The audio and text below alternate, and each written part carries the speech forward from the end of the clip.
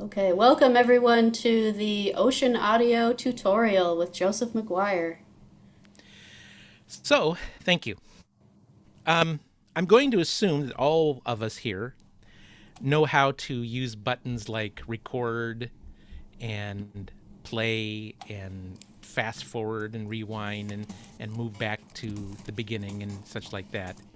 The one thing that Ocean Audio does is it's contextual.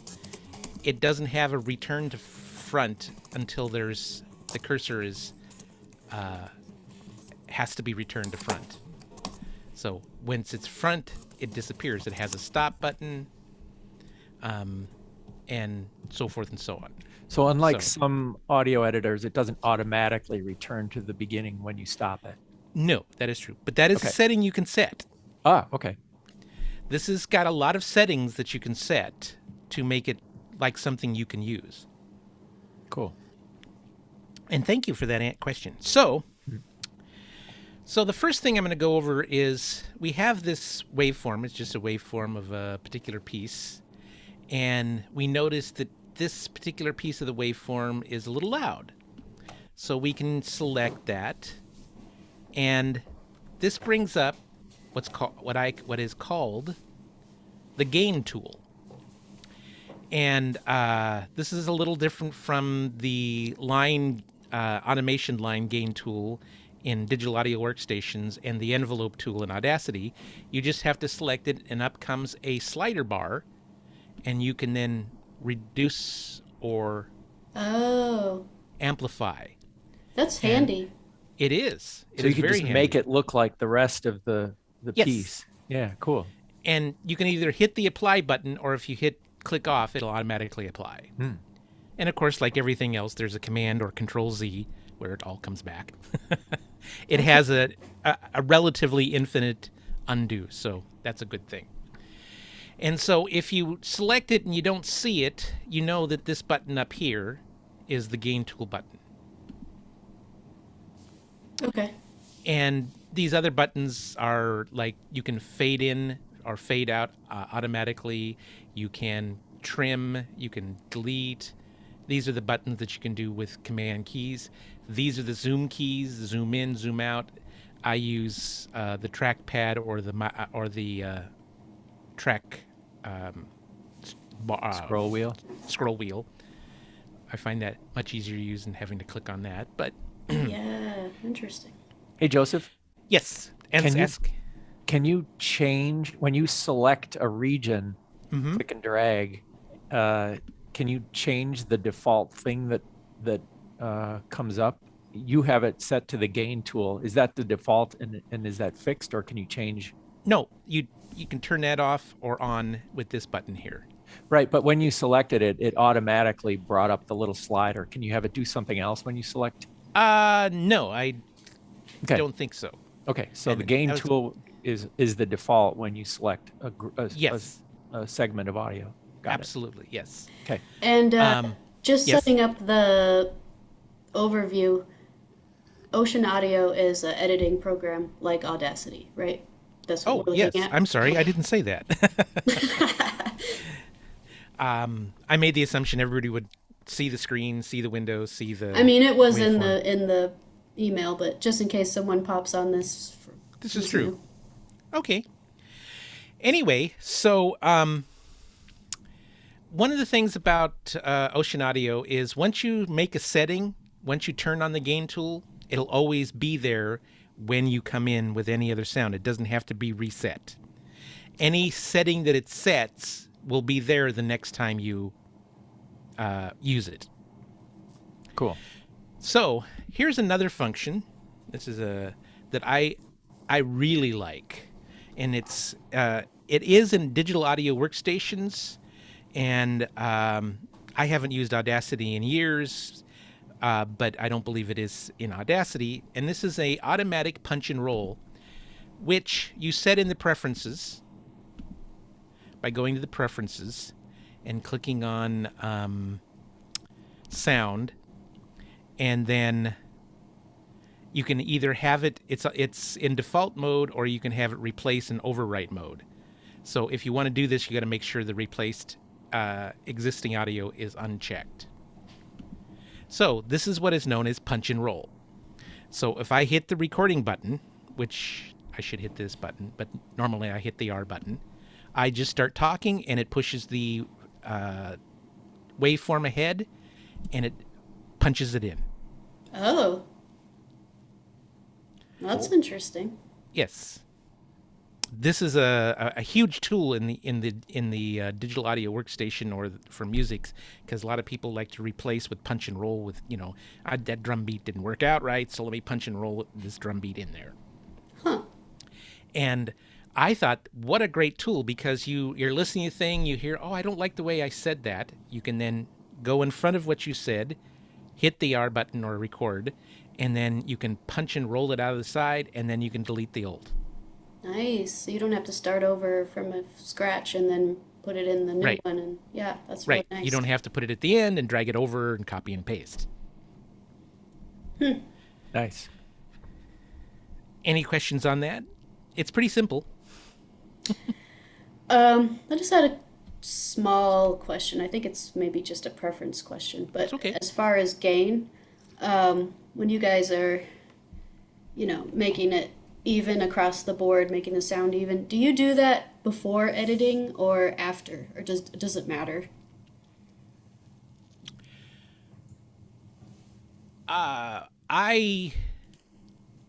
If I'm recording a piece, I do it after editing out any bad audio, because the bad audio might be too loud.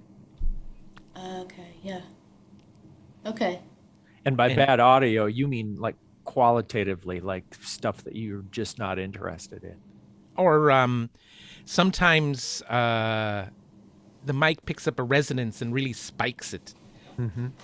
And but let's say I did it again because I fumbled it anyway. Yeah. And so all of a sudden it isn't resonant, so it isn't spiky. That makes sense. So you have it generally in a place where you want it, where it's represents the real, what it is. One of the things I want to mention, and this is a good follow-up to that question, a lot of this can be handled by other methods, limiters, compressors, normalizers, and stuff like that. This is for people who don't really know how to use compressors and limiters and stuff like that very well. Oh, okay. Okay, so that's nice. Yes. So, okay. And I also emphasize, when you're done bringing it down a little bit or something, do listen to it to make sure it isn't going, hello, how are you doing? Ah, okay. Can you go into that a little more for us kind of beginners in that world? Like Yes. the usefulness of compressors and what was the other thing you said? Limiters. Limiters, and then how this kind of acts as a substitute for that. Well, I'll show you. Okay. And that was one of the things. I'll just move it forward here a little bit. And that's dynamic processing. It has its own built-in compressor, which I actually don't like. I haven't found it useful. But there's lots of plugins out there that are better. The expander, which I won't deal with right now, and limiter. So a limiter is just a way to find a threshold where you don't want it to go over, and then you pick this attack and gain, and then you apply, and then magically it does that. Oh, do you do that? Do you set the limiter for each episode or whatever you're doing, or do you just set it once and then whatever you put in there follows that? Well, if the audio is pretty good, I just used my default. If the audio is pretty poor in the sense it's way all over the place, then I'll go in and use I might use a limiter, and then I might use the gain tool to bring other stuff up or other stuff down. Sometimes when people, so like this is a Northwest News Network piece, and that piece that got limited and lowered is an actuality, and it was done over the telephone, so it had like high frequencies, and so it was peaking out, and so if reducing it or limiting it doesn't change the volume, but it just makes it, or it does change the volume, but it makes it easier to go from one piece to the other. And a lot of people don't do this kind of stuff, and so it gets kind of perceptually loud all of a sudden, and then perceptually back to silence or quieter. Okay. And so when I'm recording myself, I use the standard limiter because I know what it looks like and how it sounds and all that stuff. But when I'm doing something like from the Northwest News Network, I might do that. Okay, thanks. Sort of related, Joseph. Yes, Not to go ahead. Keep distracting. No. This is what I want is questions. I You want asked for it, questions. it's happening. Okay. What's the standard for loudness? EBU. What's the? Oh, you mean R128? Yeah. Yeah. Is there a plugin or the ability to deal with loudness that way? Yes. You can. It's called Ulean Audio, or Ulean. I talked about this when we were talking about loudness, but you may not have been here. I don't think I was. Sorry. Yeah, no, it's okay. There's a plugin called Ulean, and it's a free plugin that has the ability to, for like $46, you get bonuses. And you can call it up, like I can call it up. And it's not as well done as if you were using a digital audio workstation, but you can play it back, and then at the end of the file, you'll get your loudness.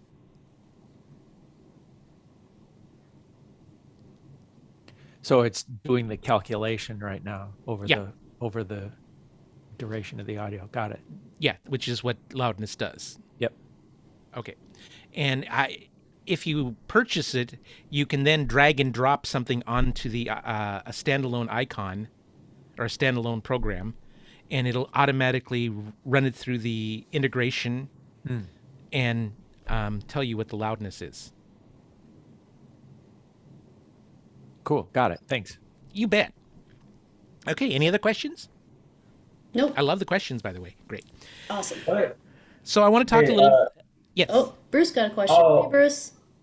I don't know if now or maybe later you want to. Oh, Marcus, sorry.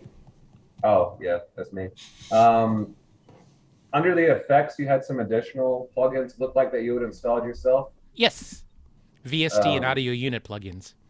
Yeah, what is the media production one you have there? Or is it media or Melda? Oh, Melda. Melda. That's the compressor I like. I see. It's actually free. It's a German. They have a package of like 50 odd plugins that they give away for free. That's cool. And it also I also have a nice equalizer, a parametric equalizer that comes with that. Sweet. Okay, so I want to talk about I stability. have a question. Yes. I mean, this might be off topic, but at WBAI, we get a lot of cell phone call-ins. Yes. Sometimes it's almost inaudible. So I was wondering if there was a way real time to like boost the treble and reduce the bass, or I don't even care if it sounds more artificial, but at least you'd be able to understand what the guy is saying. That would be using a parametric equalizer. And I'll show you what I mean. Boom. This is an equalizer. I'm going to reset here. So this is a 6-band parametric equalizer. In other words, if you want to boost your upper end, you just click on one side and you just put it up. If you want to bring down on the lower end, you just click on that and you just sort of make a little waveform or a little thing. And it can help. Yeah, no, that'd be great. Can I do that real time, or it only works on recording? No. Well, you mean real time during recording or Yeah, like live. live? That's a question I can't answer because I don't know your chain. You can, if they have an equalizer in the chain, yes, you can, because they make equalizers that are in the chain. Cool. Right, David? Yes, absolutely. It means you have to have access to the equalizer. Yes. Not all stations give access to like producers or show hosts for that. But yeah, if you have access to it, you can do it. No, I mean, my idea would be that it's something like with a preset, and the board op can just say, yeah, apply parametric equalization to this phone call because it's really bad. And so it sounds like it's something I should Google parametric equalizer. Mhm. Well, in the world of the technical, you would have like a 5-channel knobs, knobs that you adjust. So as opposed to what you saw in there. Yeah, it's kind of outside the scope of this because Yes.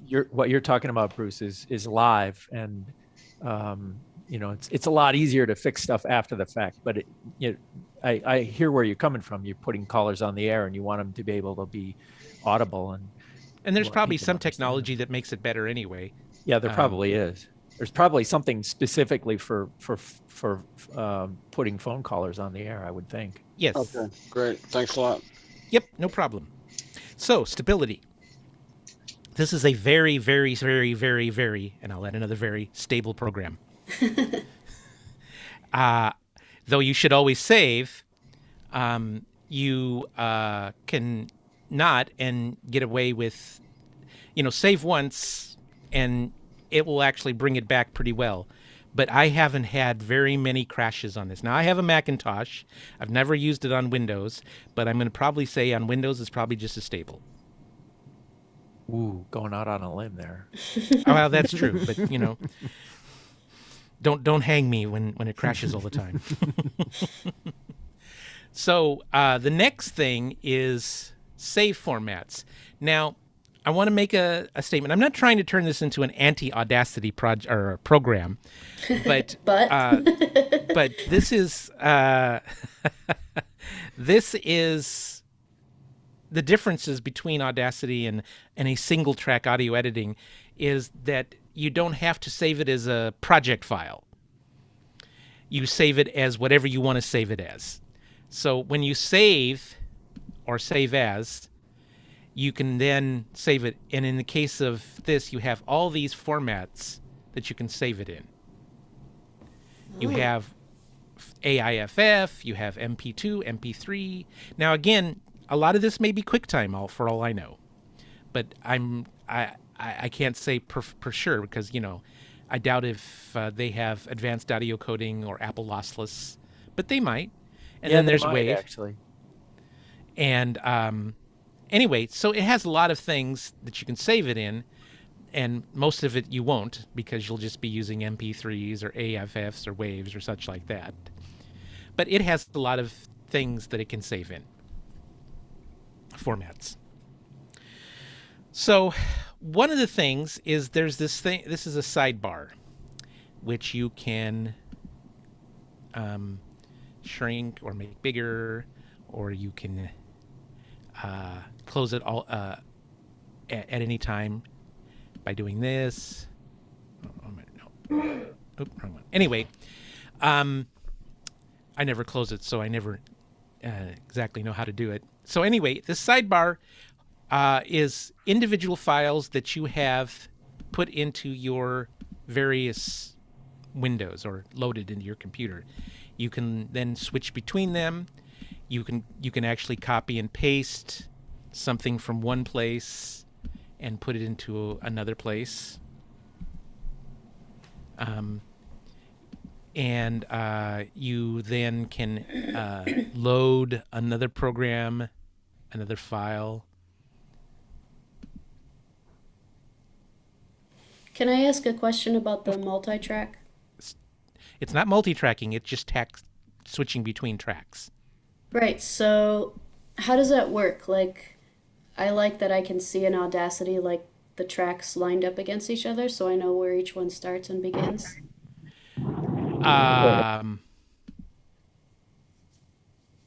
for multiple tracking. Yeah. This is something this won't do. Okay. That's not the purpose of this particular program. It's I call an audio editing program. That you So no music beds or anything. no music beds or Okay. anything. Okay, so you're just working with one file usually. That is correct. Okay, gotcha. But this is a way you can use you can build a single track audio. Let's say you have 3 actualities and you've recorded your voice, the intros or the pieces, and then you can grab them, copy and paste them and put them in. That's just one way you could use it if you wanted to. Can you show how that would work? Sure. Okay. So let's say, and I'll explain this window in a little bit. So I'm going to hit the record button and say, hi, this is something that I'm going to put in. And then I can go to this place, grab this actuality and place it here and then paste it in. And then I can go here and read some more and then paste another actuality in. Okay, so it would all be on the same. Track, yes. It wouldn't go underneath. It wouldn't be like layered. No. Okay, gotcha. But that's a quick and dirty way of doing that kind of thing. And digital audio workstations, Audacity sort of being one of them, does that. And hopefully in the future, I'll be able to explain Reaper and have a webinar on Reaper that does everything that a digital audio workstation does because it's a digital audio workstation. Oh, okay. So let's say you do want to put music with this. Mm-hmm. Would you would put that in Reaper then? Is that what you would do? Yes. Okay, gotcha. Or Audacity. I mean, if you... Okay. Or Audacity. Or Audacity. Or Logic Pro or Pro Tools or whatever you can afford or not afford. Sure. Ardor. Ardor, which is, by the way, for non-Linux is not free. It's $10 a month. Oh, really? I didn't know that. I think you can download and install it. You just, if you get it from the Windows Store or the Mac Apple Store, you pay for it, but you can download it for free. Yeah, you can actually get it. I don't mean to go off on a tangent, but you can actually get it to build, and then it's free. Yeah. But for Linux, it's always free. Right. Anyway, so that's what the sidebar and that's what the sidebar is for. It's just to have different elements that you can piece together as a single track audio editing file. So one of the downsides of Ocenaudio is when you download it and get it, it comes in some defaults that are kind of bizarre, to say the least. So one of the things that it comes in default is it doesn't have, let's see, it's under view. Its display vertical format is in sample value, which I find very odd. It's very odd. And so you just go into the vertical scale format and change the decibels and you're good. The other thing is it also has a level meter. They have 3 settings: off, mini, and full size. Well, off means you don't have any and you're just depending on the waveform, which is okay. Mini means that you have one when you hit the record, it pops up. Didn't it click?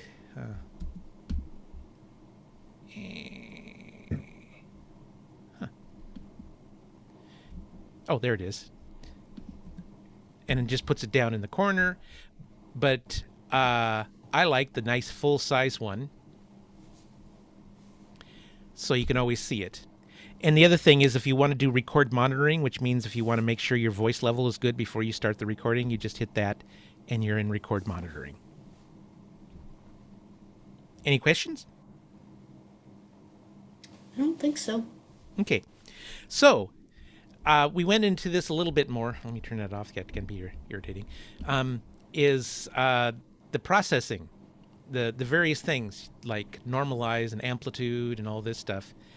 And it comes with a suite of its own built-in processing, time pitch tools, noise reduction. Its noise reduction is pretty good.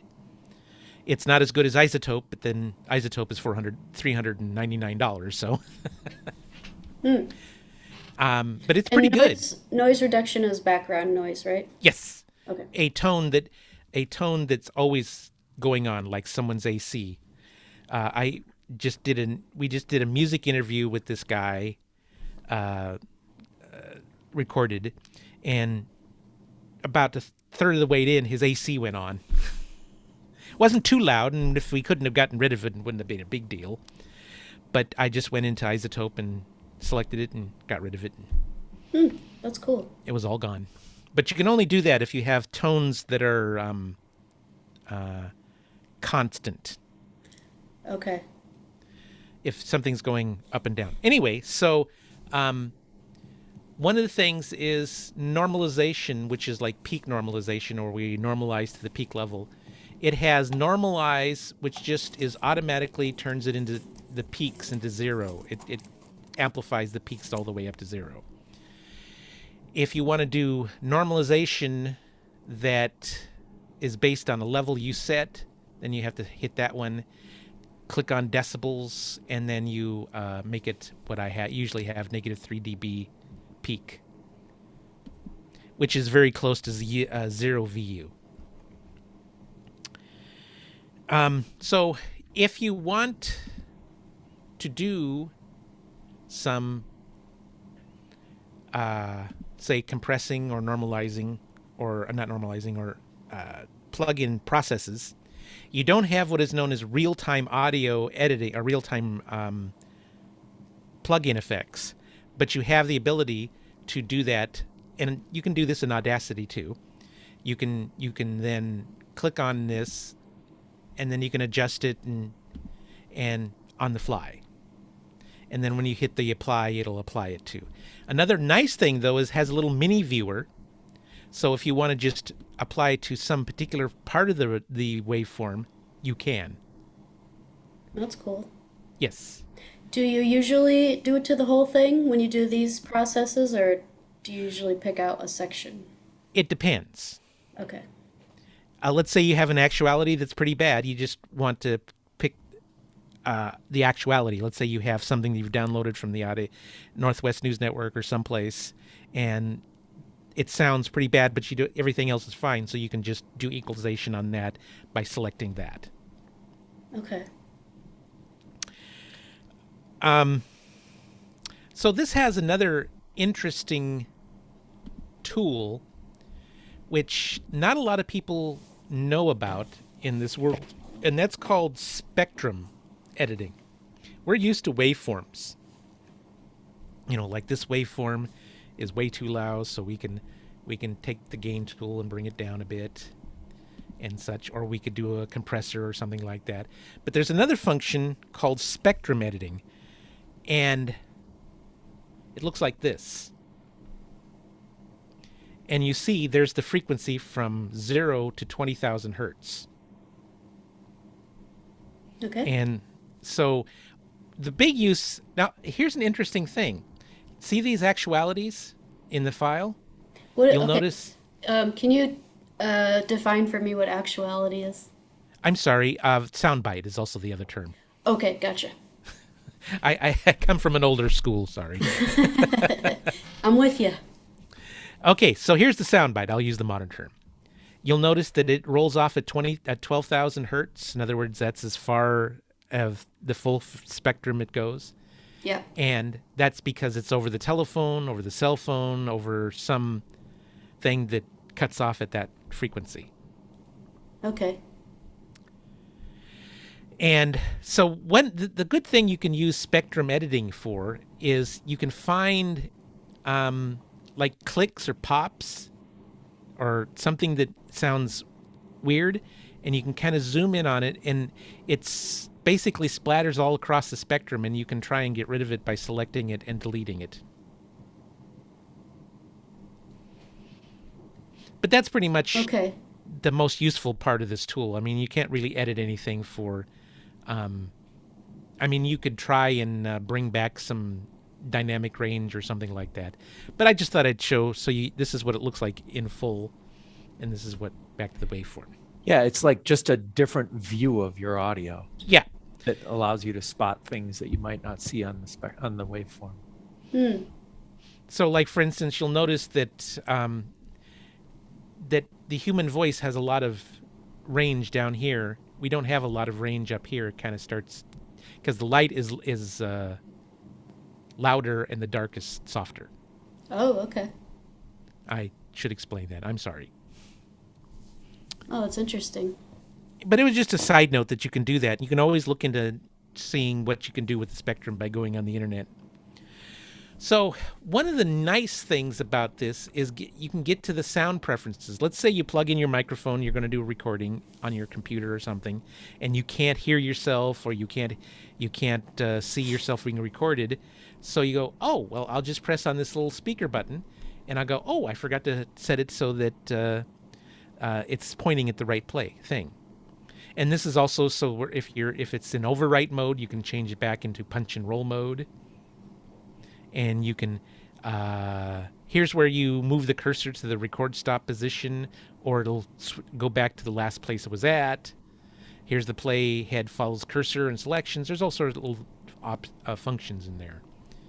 And so that's a nice thing that you can get directly to the sound preferences without having to go through the operating system.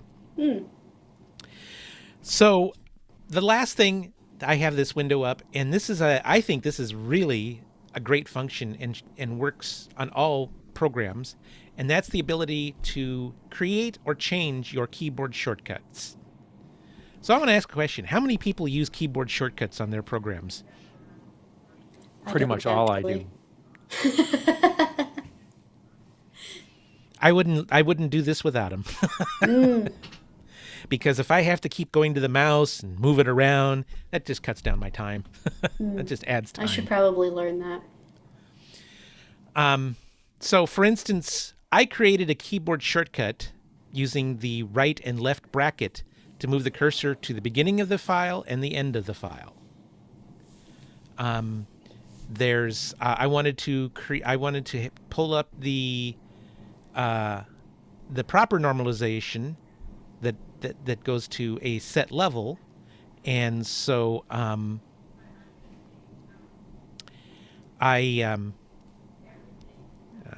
few effects. Okay, so I created a normalized keyboard shortcut, which is Option Command N, so that it pops up, and I just hit apply, and it does what it's doing.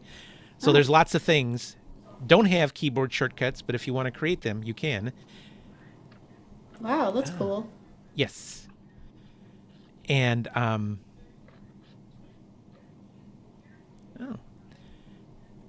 you can even apply them to plugin effects. So let's say you want to pull up. Let's say I wanted to pull up.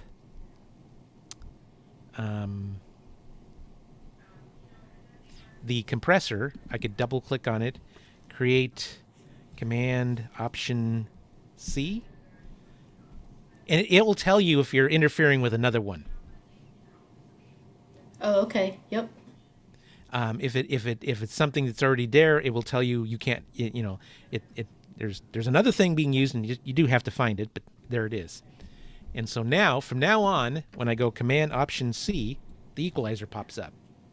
Nice. And that's an outboard plugin that you don't have to.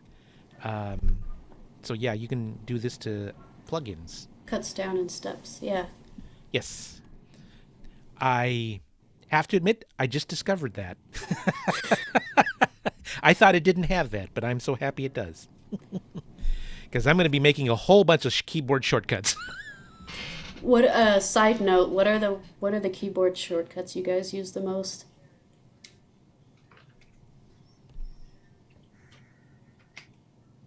For me, on Audacity, because that's what I use mostly, I've remapped the up and down arrow keys to be zoom in and zoom out.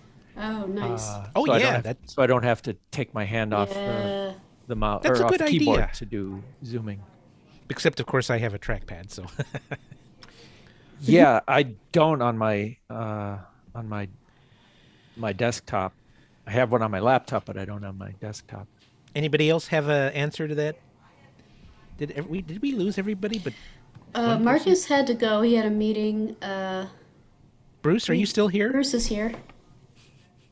Did we lose William too? I guess we lost him.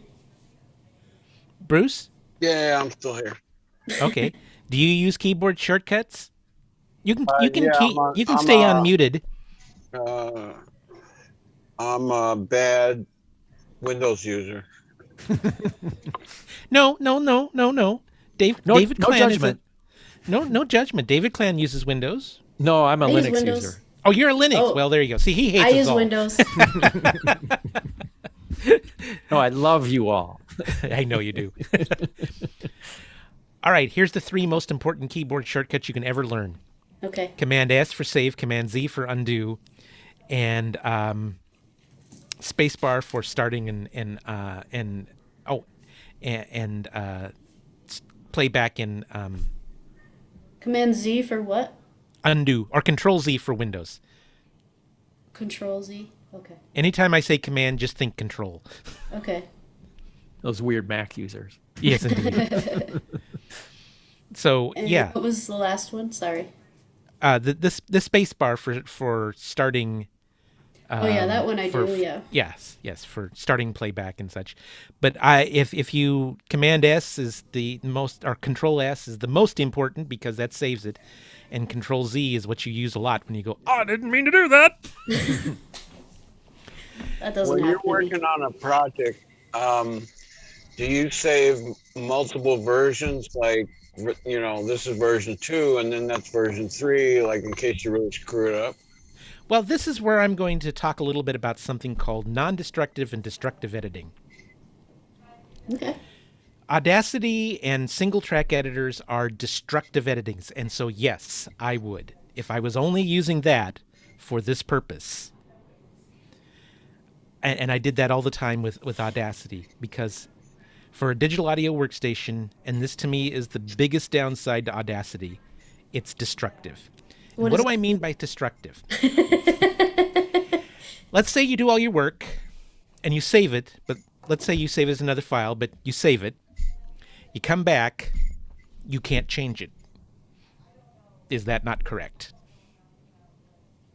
In other words, it doesn't remember your undo history Or- over new sessions of running Audacity. Is that what Right. you mean? That's one way of, yes. Yeah. So if you save and quit and then restart Audacity, you can't get back to where you were 6 edits ago before is correct. before you quit. Okay. So now I'm going to let you in on a little secret about digital audio workstations. They are, except for Audacity, non-destructive. And this is what I'll talk about when we get to Reaper, and I'll be using Reaper just as a way. If someone wants to buy Pro Tools, or Logic Pro, or buy Ardour, or get it for free on Linux or whatever, more power to you. But digital audio workstations have so many functions, and one of them, though, the most important thing, is they're non-destructive. So you go in, you do your work, you save it, you come back. Oh, I didn't like what I did, because it never touches the original file. It only refers to it. And so you go, oh, well, I'll just start from scratch, and I won't explain exactly how you do this, but just do this, and then you edit again, or you say, well, I'll just move this around a little bit. Now it's done, because it's non-destructive. And that is a huge, huge savings of time and your life. So if I'm using a digital audio workstation and I've done like 6 different edits, and I save version 3 and I save version 4 and I save version 5, and I close the program and I come back again and I load version 5, then I can still edit or go back to version 4? You can still edit it and make it version 4. Yeah. You mean do the undo? No, you just re-edit it. I mean, not in the sense of having to copy and paste. You can adjust it so it's like version 4. Oh, okay. And I can't remember if Reaper saves undo history or not. I don't know. I think it does. I think you can set it up to do that if you want. And the reason I like Reaper is because the main reason is it's $60. You can spend $1,200 or so on Pro Tools, and it's only $60. But anyway, so that's why I would use Reaper for any multi-tracking and anything like that, because of the non-destructive real-time editing. And I know most of this doesn't mean anything to two of you. But that's what I'll talk about when I do the webinar on Reaper. Are you running Catalina or?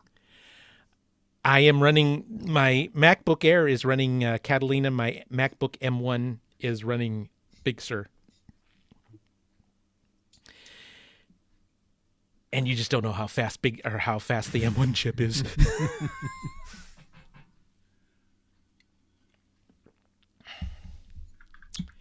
Anything else? Any questions on anything that you want to technically ask? So you use both you've used both Windows and Mac, right? I have used Windows in my life, but I haven't used Windows in decades. I mean, do you find the Mac a better, easier operating system for this kind of thing?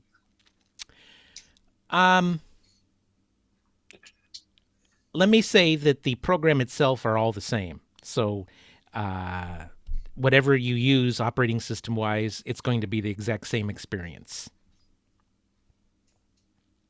I mean, my son uses a MacBook and Pro Tools, and he says it's just more intuitive or easier or better than Windows. David, I'm sure will say that us Mac guys say that all the time. And because I personally don't like Windows operating system metaphor. What do you mean by metaphor? I mean, like, for instance, on my desktop, which I don't have anything but this icon, I can go directly into the hard drive. With Windows, I have to go through 2 or 3 different steps, even if you have it on, to get to the hard drive. I just get there to the hard drive. I just double-clicking on the hard drive icon.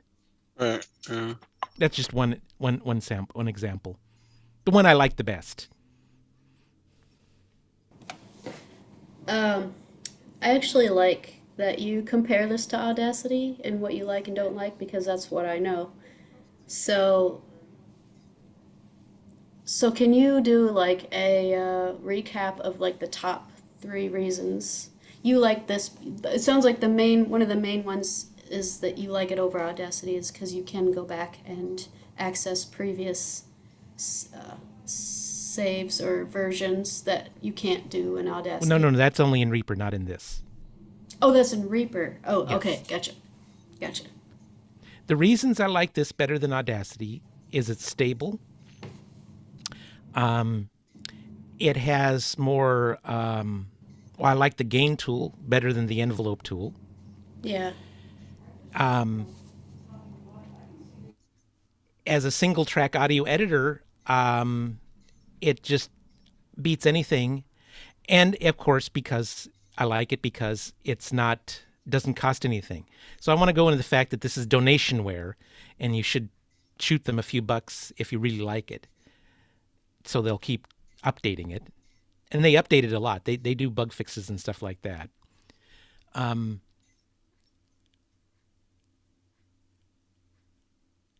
I just don't find it as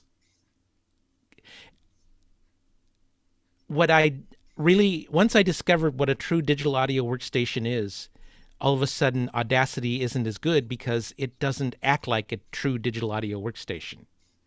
But neither is this. Neither is No, not as this. Ocenaudio. No. This Yeah. is not either. No, I'm not trying. She was asking me why you're right. I was going off in a tangent. I apologize. Edit this out, please.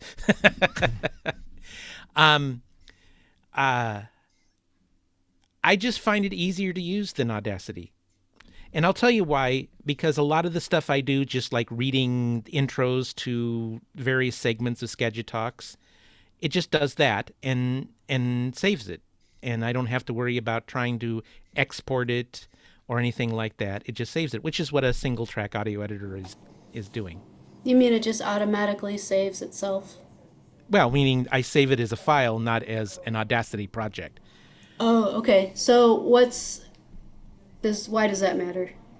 Because to use Audacity as you have to export it and turn it into a WAV, an AIFF, an MP3, as opposed to this, which all single track editors are like this. You just save it as whatever file that you want to save it as. Okay, I think I get that. So are you saying it's another situation where there's less steps? That is correct. Okay. Anything to save you time, I'm all for. Yeah, I'm a longtime Audacity user, and I hadn't even heard of this until Stephanie sent out the email. But I can definitely see that it's really good for quick edits on single files, and that's what it's good at. Exactly. And I'm sure the stability doesn't hurt either. Can I ask David what he uses as a real digital audio workstation? I use Ardor because I'm on Linux. Because I'm on Linux. Okay. But I don't do that much editing. I don't use Ardor all that often, and I'm really not that good at it. Ardor is a complex, hairy beast. It is. I've never used Reaper, but I imagine Reaper. I just downloaded the user manual for Reaper, and the user manual is 444 pages. Go to YouTube and look up all the Kenny Joya YouTube videos, and you'll have Reaper in a nutshell. Great. So a digital audio workstation is different than an editing program let me show you. Okay. Yes. I mean, that might be another whole roundtable. I don't want to. It will be. You, but I just want to give you I mean, it's just us. It's just us folks here. I mean, we don't have a lot of people, and so this is a digital audio workstation, and it looks a lot similar to Reaper. So this is a Skagit Talks program. This is Reaper. What I think you meant is it looks kind of similar to Audacity. You're right. I'm sorry. Thank you. And like, for instance, one thing in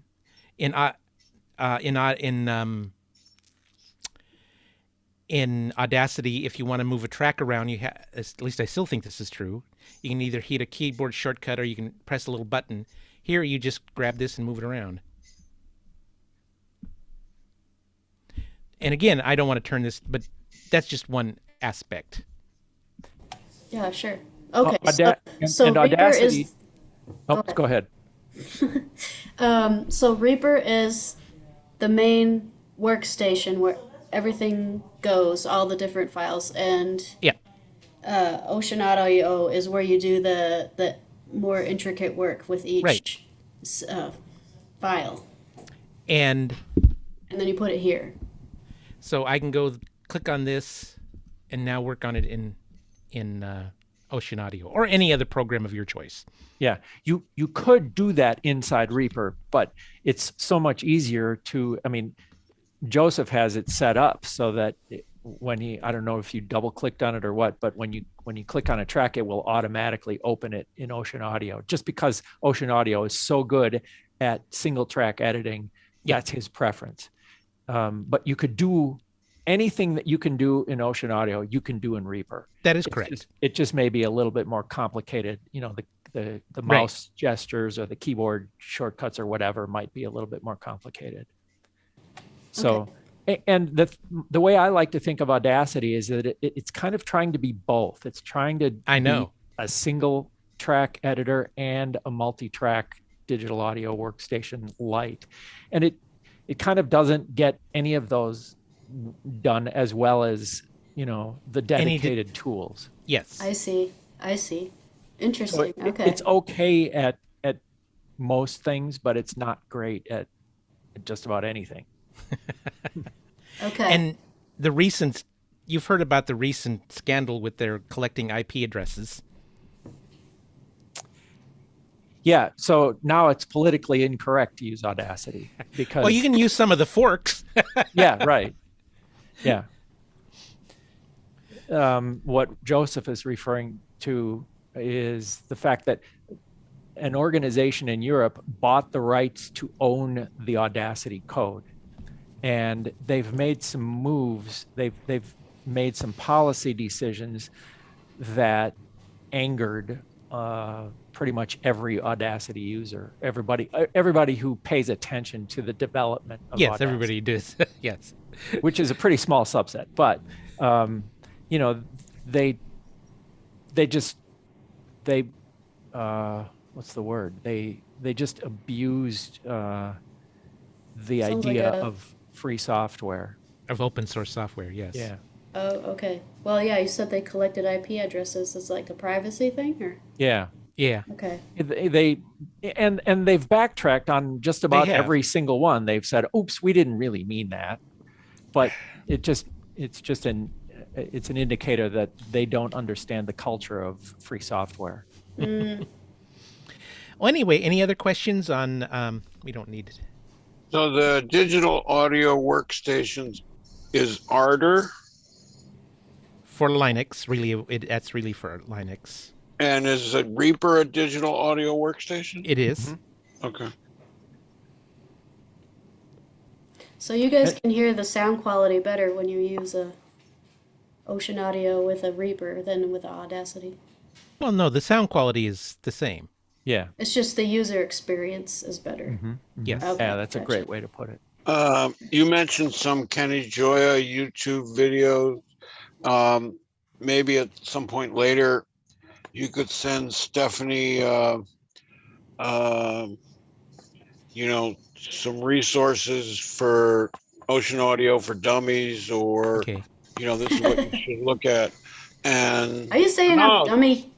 I'm talking I about I'm talking don't about know. myself. Okay. Well, Kenny Joy was for Reaper, but I would just go to YouTube, type in Ocenaudio, and you may find a whole bunch of videos. Yeah, that's the problem, because you find a whole bunch of blah blah blah from India, and you know, it's like 20 minutes later you go, this guy has no idea what he's talking about. And then the second thing was especially for those people who are going to watch this on the YouTube channel, which would probably be like a lot more people.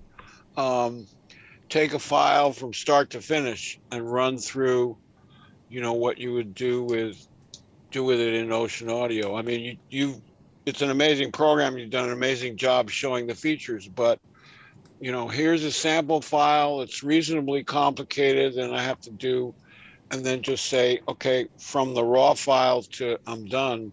You know, that might be useful. Yeah, I mean, maybe not, but it might be. Well, I don't think we have the time for that. I don't think. Not today. I mean, Not today. yeah. Yeah, that would be a good one to do too. You can Okay. become a YouTube star, Joseph. Yes. Oh, good grief. I mean, Stephanie's not shy about cutting us off, cutting our legs off, and go like, it's 5:30, goodbye. No, I mean, it's something I could think about. Yeah. I've never actually done an explainer video before like that. Yeah, I think that would be helpful. I'll think about it. The Yeah, I go was ahead. kind of hoping for more people, but you know what? I think a lot of people are going to watch it on YouTube. I mean, I've watched any number that I missed, and I think it might be worth sticking it in the newsletter to the stations to say, hey, you know, you should watch this YouTube. Yeah, it's true. So I think we can stop here, and you can stop recording. So, and Okay. we can still talk. But I think I'm done. Okay. Well, thank you, Joseph. We appreciate it as always. Well, I hope people got some good information out of it. No, it was I did. really amazing. It was really amazing.